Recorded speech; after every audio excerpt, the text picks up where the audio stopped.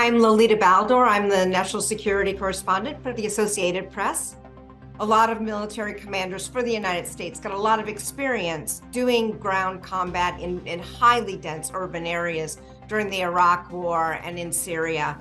And they're sharing a lot of those lessons with the Israelis, from Secretary Lloyd Austin on down to a whole slew of military commanders. Marine Lieutenant General Jim Glynn, who also spent a lot of time in these dense urban areas as a Marine. He was in Fallujah, Iraq.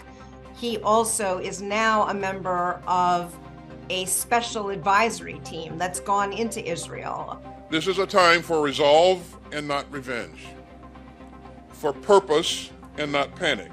So try to take the emotion out of it and not react quickly just to get revenge, and instead to take a bit more time, plan, get your troops in the right places, get your weapons in the right places, so that you can do this in the best possible way.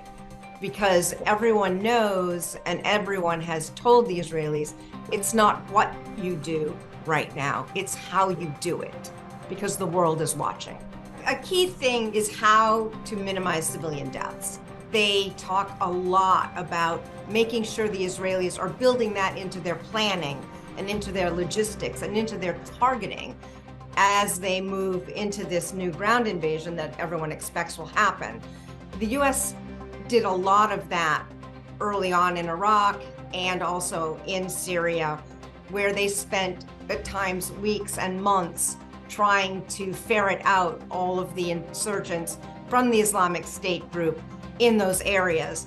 And they had to be very careful targeting buildings and mosques and schools to avoid civilian casualties.